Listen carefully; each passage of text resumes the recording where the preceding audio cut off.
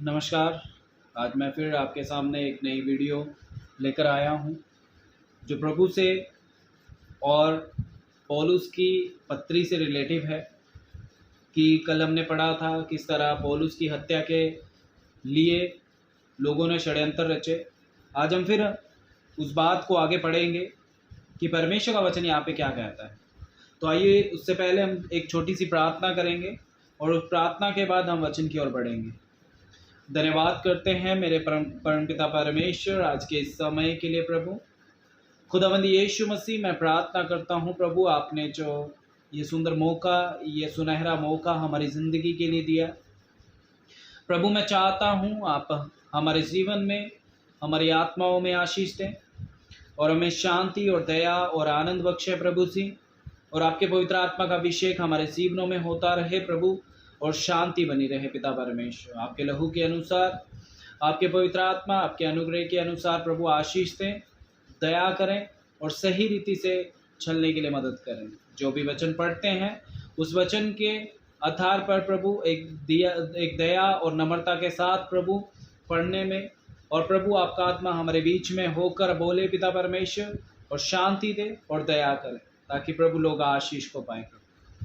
इस समय को, सारी बातों को आपके हाथों में देते प्रभु यीशु के नाम से मांगते, आमीन। ठीक है, तो हम वचन को कंटिन्यू करेंगे। कल हमने पढ़ा था प्रेरितों के काम उसका 23 अध्याय और 16वीं आयत से हमने पढ़ा था। आज हम पढ़ेंगे प्रेरितों के काम उसका 23 आयत से हम पढ़ेंगे। यहाँ पे लिखा है, तब उसने 2 सूबेदारों को बुलाकर कहा, 200 सैनिक, 70 सवार और 200 भालेत पहर रात बीते कैसरिया को जाने के लिए तैयार कर रखो, और पौलुस की सवारी के लिए घोड़े तैयार रखो कि उसे फलिकस हाकिम के पास कुशल से पहुंचा दे। उसने इस प्रकार की चिट्ठी भी लिखी, महामहिम फलेकेस हाकिम को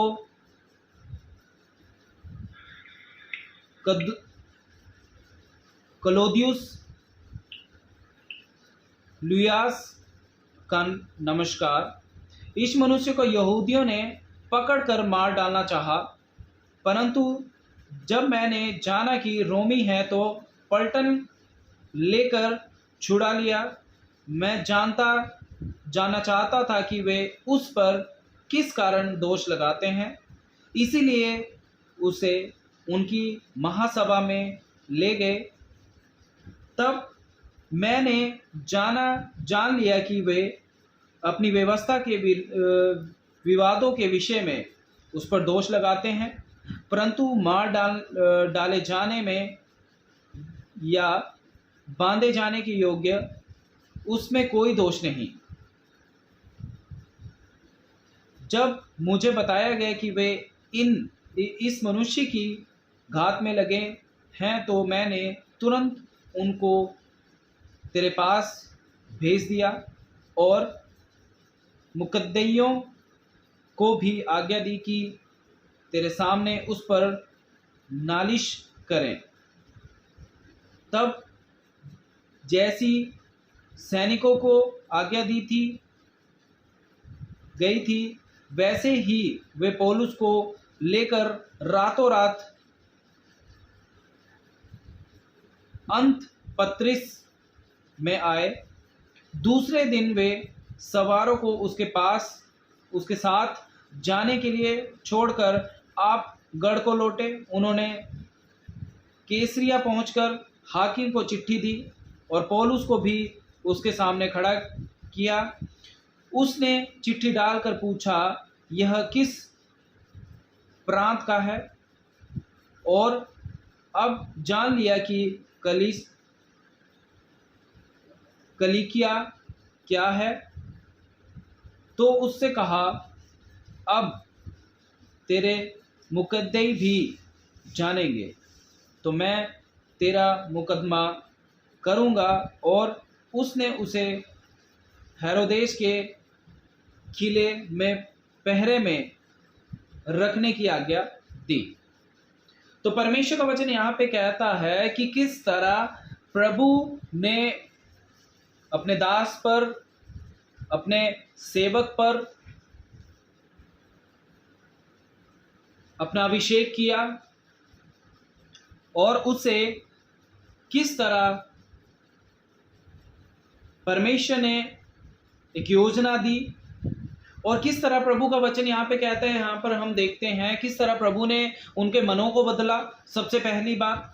और दूसरी बात, अपने पुत्र को, क्योंकि परमेश्वर का वचन कहता है कि तुम सब मेरे पुत्र हो, तुम सब मेरे बेटे हो। और परमेश्वर का वचन कहता है प्रभु हमसे प्रेम करता है, और प्रभु का प्रेम इतना अनोखा है कि वो पौलुस से बात कर रहा है और पौलुस को कह रहा है कि तू चिंता मत कर, मैं तेरे साथ हूं।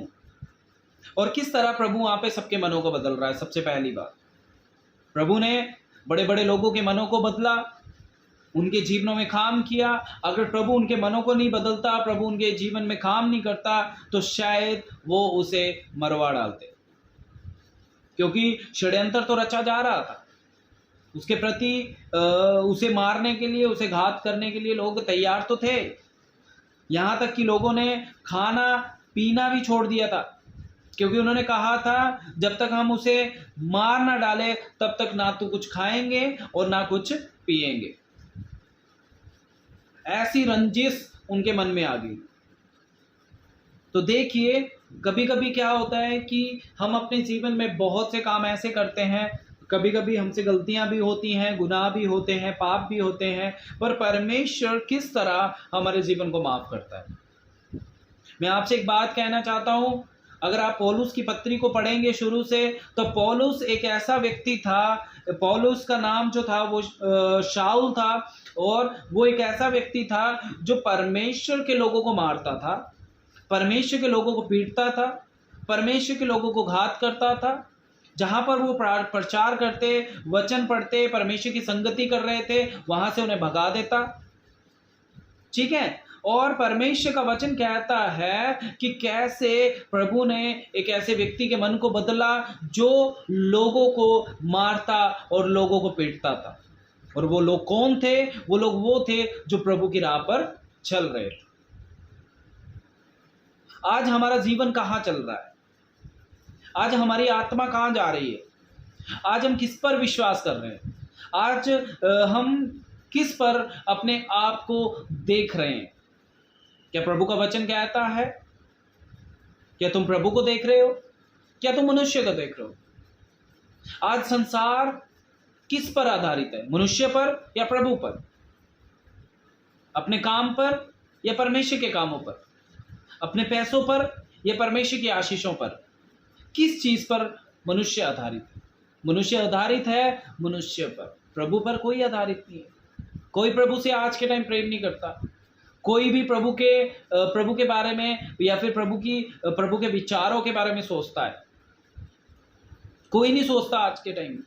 कोई ये भी नहीं सोचता प्रभु ने हमें पैदा किया, प्रभु ने हमें इस दुनिया में भेजा, प्रभु ने हमसे प्रेम किया, प्रभु ने हमें रचा, हमें माँ के गर्भ में रखा, प्रभु ने हमें एक मिट्टी के पुतले से बनाया था। आज कोई नहीं सोचता इस बात को, क्योंकि ऑटोमेटिक लोगों के मनों में ये बातें आती नहीं है।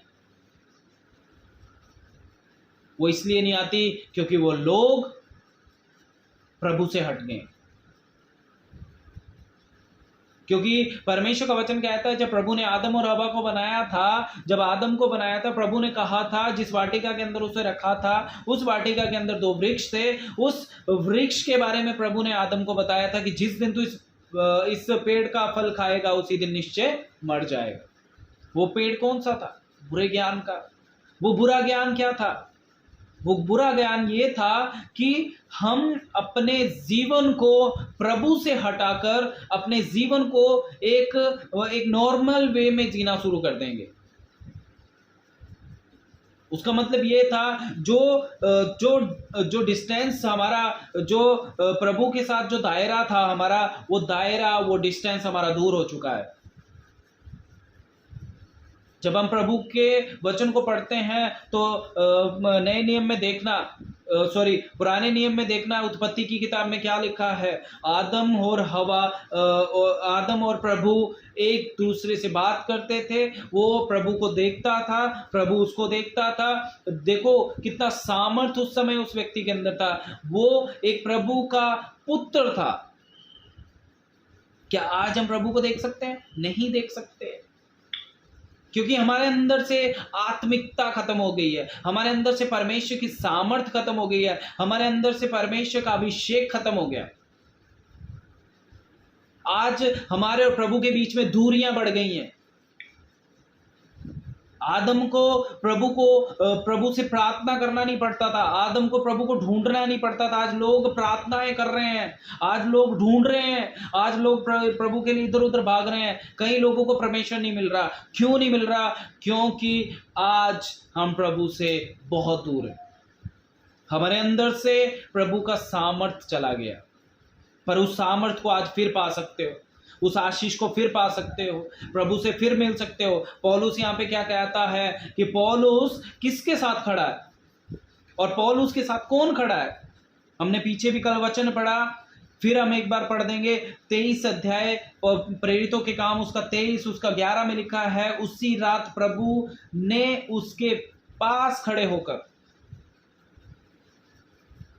वचन क्या कह रहा है? प्रभु उसके पास खड़े होकर कह रहा है कि तू ढांढस बांध ले, तू डर मत, क्योंकि प्रभु मैं तेरे साथ हूं। प्रभु का वचन, प्रभु का आत्मा, प्रभु का प्रेम, प्रभु का अनुग्रह, प्रभु का उद्धार आज उसके साथ है और हमारे साथ भी है। कितने लोग हैं जो प्रभु के इस प्रेम को पाना चाहते हैं? कितने लोग हैं जो प्रभु की आशीष को पाना चाहते हैं? कितने लोग हैं प्रभु के सामर्थ को पाना चाहते हैं?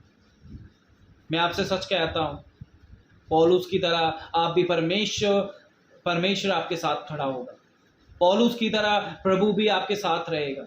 उसके लिए अपने आप को वैसा बनाना पड़ेगा।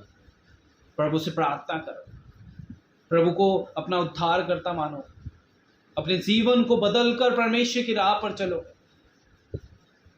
प्रभु तुम्हें आशीष करेगा।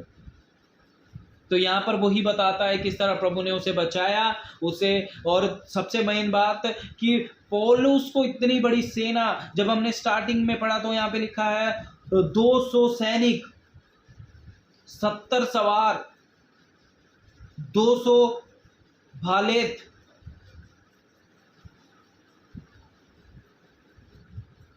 तो यहाँ पे क्या हुआ? तो वो कहने लगे कि सूबेदारों को बुलाकर कहो कि उसके साथ इन लोगों को भेजे, तैयारी कर ले इस चीज की कि पौलुस को कोई आंच ना लगे। देखो परमेश्वर का योजना कितना बड़ा है, परमेश्वर का सामर्थ कितना बड़ा है। परमेश्वर अपने पुत्र के लिए, परमेश्वर अपने दास के लिए, परमेश्वर अपने सेवक के लिए कितना कुछ कर रहा है, उसकी सेवा कर रहा है, उसकी रक्षा कर रहा है प्रभु।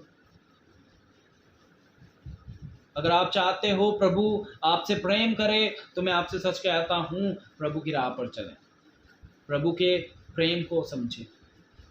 जब तक आप प्रभु के प्रेम को नहीं समझ सकते तो प्रभु भी आपके साथ प्रेम नहीं कर सकता। प्रभु आशीष करता है, प्रभु प्रेम करता है, प्रभु सब कुछ करता है, पर प्रभु देखता है क्या आप प्रभु के योग्य हैं, क्या आप सही रीति से चल रहे हैं, क्या आप प्रभु से प्रार्थनाएं कर रहे हैं, क्या आप प्रभु से विनती कर रहे हैं? कुछ नहीं कर रहे आज के टाइम। तो यही चीज हमारे अंदर होना चाहिए। तो प्रभु आप सबको आशीष दे आज के इस वचन से। कल हम फिर मिलेंगे एक नई बात के साथ। तो प्रभु आपके अंदर अनुग्रह बनाए रखे, शांति बनाए रखे और आपका उद्धार करे। सबको जय मसीह।